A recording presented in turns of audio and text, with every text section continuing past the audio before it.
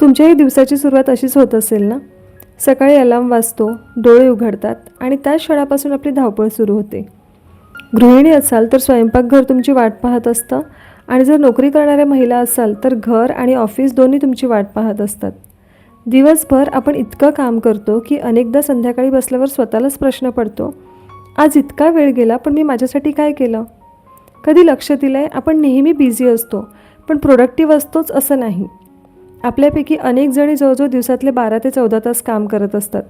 तरीही सतत वाटत असतं वेळच मिळत नाही, व्यायामासाठी वेळ नाही, वाचनासाठी वेळ नाही, नवीन काही शिकण्यासाठी वेळ नाही, स्वतःसाठी तर अजिबात वेळ नाही. आणि मग आपण निष्कर्ष काढतो माझ्याकडे खूप काम आहे. पण खरंच काम जास्त असतं की आपल्याला उपलब्ध असलेल्या वेळेचा सर्वोत्तम उपयोग करता येत नाही? कारण दिवसाचे 24 तास प्रत्येकाला सारखेच मिळतात. फक्त फरक एवढाच असतो, काही लोक वेळेवर नियंत्रण ठेवतात तर काही लोक वेळेच्या मागे धावतात. आजच्या व्हिडिओमध्ये अशाच काही सवयी मी तुमच्यासोबत शेअर करणार आहे, जेणेकरून तुमचा वेळ तुम्ही जास्तीत जास्त प्रोडक्टिव्हली वापरू शकाल. तुम्ही गृहिणी असाल, नोकरी करणाऱ्या महिला असाल किंवा दोन्ही जबाबदाऱ्या सांभाळत असाल तर हा व्हिडिओ तुमच्यासाठी आहे. कारण वेळ व्यवस्थापन म्हणजे जास्त काम करणं नाही, तर महत्त्वाच्या गोष्टींसाठी वेळ निर्माण करणं आहे. चला तर मग जास्त वेळ न घालवता आजच्या व्हिडिओला सुरुवात करूया.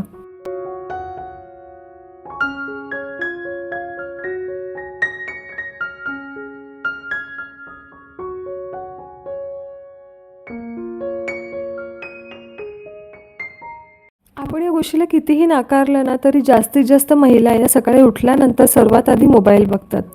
त्यानंतर व्हॉट्सॲप बघतो, इंस्टाग्राम, फेसबुक किंवा यूट्यूब शॉर्ट्स पाहतो. फक्त 5 मिनटं म्हणून सुरू झालेली ही गोष्ट अनेकदा 20 ते 30 मिनटं घेऊन जाते. आणि त्याहून मोठी समस्या म्हणजे दिवसाची सुरुवात आपण स्वतःच्या आयुष्याने नाही करत तर दुसऱ्यांच्या आयुष्याने करतो. कोण कुठे फिरायला गेलं आहे, कोणी काय विकत घेतलं आहे, कोणाचा वाढदिवस आहे, हे सगळं पाहण्यात दिवसाची पहिली ऊर्जा खर्च होते. त्याऐवजी कल्पना करा की तुम्ही सकाळी उठलात, एक वही घेतली आणि फक्त 5 मिनटं काढून तुमची दिवसाची सर्वात महत्त्वाची कामं आहेत ती लिहिली. घरातील महत्त्वाचं काम असेल, मुलांचं काहीतरी असेल, ऑफिसचा काही महत्त्वाचा प्रोजेक्ट असेल किंवा काहीही न करता जरी स्वतःसाठी 20 मिनटाच्या व्यायामासाठी जरी वेळ दिला तरीसुद्धा आपल्या दिवसाला नवीन दिशा मिळते. नाहीतर काय होतं की आपण दिवसभर फक्त जे समोर येईल ते करत राहतो आणि दिवस संपल्यानंतरही महत्त्वाची कामं आपली अपूर्ण राहतात. बहुतेक जी यशस्वी लोकं असतात ना, ती दिवसाची सुरुवात विदाऊट प्लॅन कधीच करत नाही. मी मान्य करते कधीकधी आपल्या महिलांना अशाही काही गोष्टी सामोरे येतात ज्या आपल्या दिवसभराच्या प्लॅनिंगमध्ये नसतात. पण जर आपण जास्तीत जास्त वेळ आपला प्लॅनिंग करून जर घालवला ना तर नक्कीच एखादं जरी इमर्जन्सीमध्ये काम आलं तरी आपण ते व्यवस्थित असं करू शकतो. खरं तर वेळ कमी पडतो हा प्रॉब्लेम नाही, तर आपण वेळेचा योग्य वापर न करणे हा सगळ्यात मोठा प्रॉब्लेम आहे.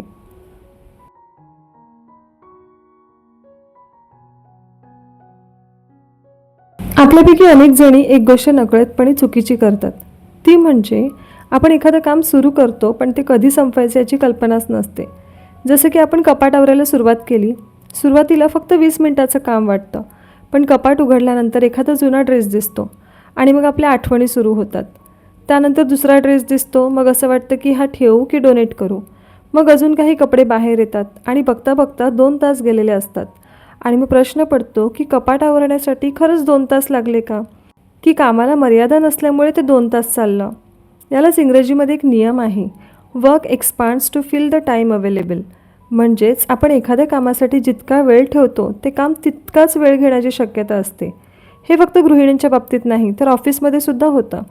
कधी आपण नोटीस केलं आहे, जर एखादा आपल्याला प्रोजेक्ट उद्या द्यायचा असेल तर आपण आज पूर्ण करतो, पण तोच जर समजा एखाद्या आठवड्यानंतर द्यायचा असेल तर तोच प्रोजेक्ट पूर्ण आठवडा घेतो, कारण आपला मेंदू उपलब्ध वेळेनुसार काम करतो.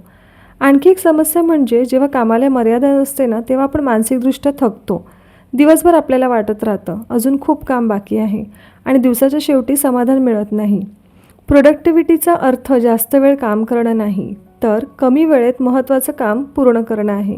म्हणून प्रत्येक कामासाठी आधीच एखादी वेळ निश्चित करा आणि स्वतःला सांगा, जसं की स्वयंपाकघर आवरण्यासाठी 20 मिनटं, कपाटासाठी 30 मिनटं, मोबाईलवर जर कोणाशी बोलायचं असेल किंवा एखादी उत्तरं वगैरे द्यायची असेल तर त्याच्यासाठी 15 मिनटं आणि त्या वेळेतच ते काम पूर्ण करण्याचा प्रयत्न करा.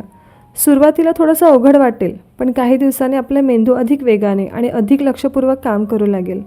आणि तुम्हाला थोडीशी ही गोष्ट विचित्र वाटेल, पण एखादं काम करण्यासाठी ना तुम्ही टायमर लावा. तुम्हाला अंदाज येईल की एखादं काम करण्यासाठी खरं तर कमीत कमी वेळ लागतो, पण तेच काम आपण किती जास्त वेळ घेऊन पूर्ण करतो.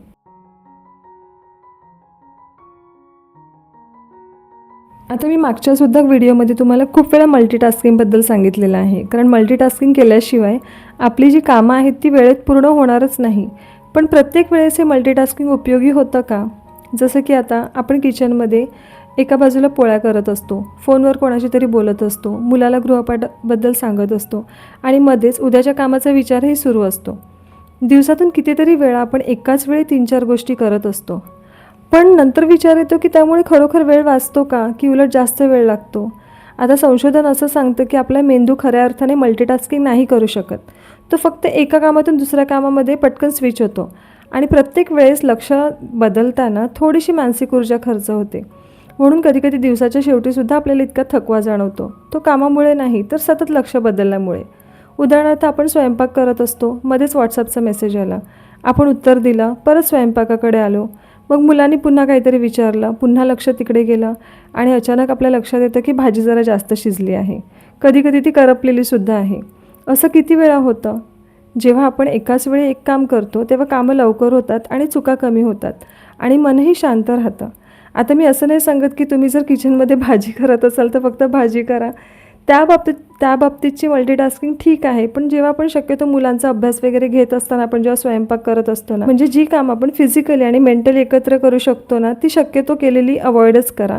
जसं की मी नेहमी सांगते, जर समजा तुम्ही किचनमध्ये उभे असाल ना, तर किचनमधलेच कामं करण्यावरती फोकस ठेवा. मग त्यावेळेस इतर कामांवरती लक्ष देऊ नका. ही गोष्ट आपल्यापैकी बहुतेक जणींना खूप अवघड जाते. आपल्यापैकी अनेक महिलांना भीती असते, जर मी नाही म्हटलं तर लोक काय म्हणतील, त्यांना वाईट वाटेल का, मी स्वार्थी दिसेल का, आणि म्हणून आपण प्रत्येक गोष्टीला होकार देतो. शेजारणीने मदत मागितली, हो. नातेवाईकांनी अचानक येणार सांगितलं, हो. कोणीतरी काही काम दिलं, हो. आणि मग दिवसाच्या शेवटी स्वतःची कामं बाकी राहतात. आपण प्रत्येक गोष्टीला हो म्हणणं म्हणजे आपण चांगली व्यक्ती असणं नाही. कधीकधी ती स्वतःच्या वेळेबद्दलची अनास्थासुद्धा असते.